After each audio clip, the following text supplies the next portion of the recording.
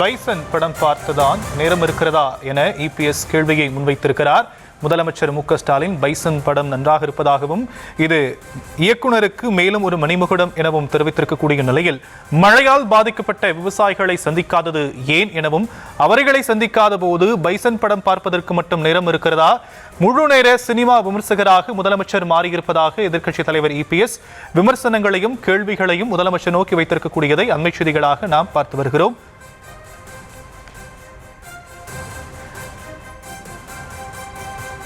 இதுகுறித்து பேசுவதற்காக திமுக கொள்கை பரப்பு செயலாளர் எழிலரசன் அவர்கள் நம்மோடு இணைப்பில் இணைந்திருக்கிறார். அவரிடம் பேசலாம். சார், இணைப்பில் வந்தமைக்கு நன்றி. எதிர்க்கட்சித் தலைவர் இது போன்ற கேள்விகளையும் விமர்சனங்களையும் முதலமைச்சர் நோக்கி வைத்திருக்கக்கூடிய நிலையில உங்களுடைய பார்வை சார்? முதலமைச்சர் அவர்கள் எந்த அளவுக்கு நடவடிக்கைகள் எடுத்துருக்காங்கன்னு தமிழக மக்கள் கவனித்து கொண்டிருக்காங்க. நீங்க ஆட்சி பொறுப்பு ஏற்ற நாளில் இருந்து தொடர்ந்து பாத்தீங்கன்னா முதல் விஷயம் நெல் கொள்முதல் நிலையங்களே கூடுதலாக அதிக அளவில், கூடுதல் சொல்றதை விட ஒரு சட்டமன்ற தொகுதியில் முக்கியம் வாய்ந்த பகுதிகளில் 4-5 என்றுதான் எடப்பாடி பழனிசாமி அவரோட ஆட்சியில் இருந்தது. ஆனால் இன்றைக்கு 20-25 அளவுக்கு நெல் கொள்முதல் நிலையங்களை வைத்து அதை ப்ரொக்யூர்மெண்ட், அதாவது கொள்முதல் செய்யக்கூடிய நிலைகளை எல்லாம் நாடு அறியும். விலையேற்றம் எந்த அளவுக்கு 800 ரூபாய் இருந்தது இன்னைக்கு 2000 தொடக்கூடிய அளவிற்கு நெல்லுடைய விலையையும் நிர்ணயிக்கப்பட்டது. இதெல்லாம் நெல் கொள்முதல் நிலையங்களோட சார்ந்த விஷயங்கள்.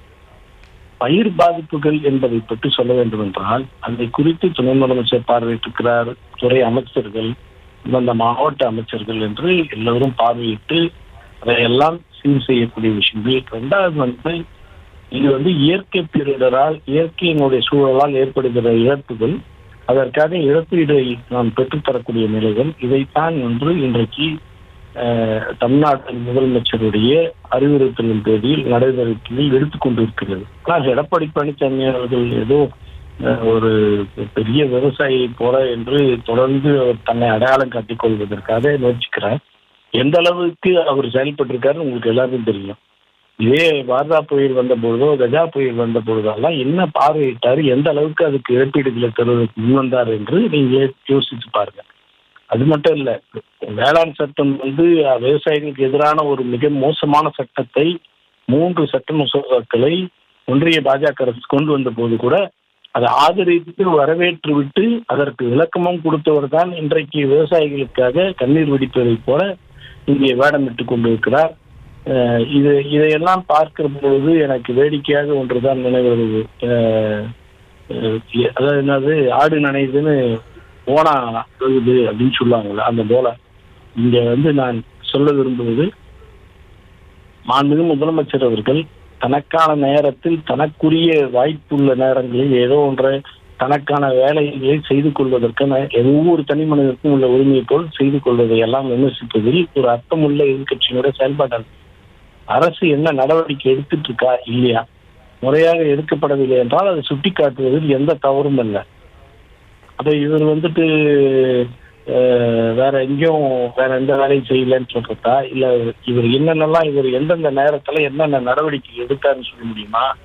ஸ்டெர்லைட் ஆலையில துப்பாக்கியால சுடப்பட்டது போராடினவங்கள நான் டிவி பார்த்து தெரிஞ்சுக்கிட்டேன்னு விட்டாரு. அதுக்கப்புறம் அவங்க போய் கூட பார்க்கல அவர்.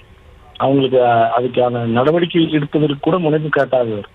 அதே ஒவ்வொரு விஷயத்திலையும் நான் தொடர்ந்து சொல்லக்கூடியது, செயல்படக்கூடிய மிக மிக வேகமாக செயல்படக்கூடிய, முழுமையாக ஒரு அரசே செயல்பட வைத்துக் கொண்டிருக்கக்கூடிய முதலமைச்சரை பார்த்து எல்லா வகையிலும் முடங்கி போயிருந்த, அடிமைத்தனத்தோடு தமிழ்நாட்டை அடமானம் வைத்த, அடிமை ஆட்சி நடத்திய எடப்பாடி பழனிசாமிக்கு மாண்புமிகு எங்கள் முதலமைச்சரை பற்றி விமர்சிப்பதற்கு எந்த தகுதியும் தராதரமும் இல்லை என்றுதான் நான் சொல்ல விரும்புகிறேன். நன்றி திரு எழிலரசன். இணைப்பில் உங்களுடைய கருத்துக்களை பகிர்ந்தமைக்க நன்றி.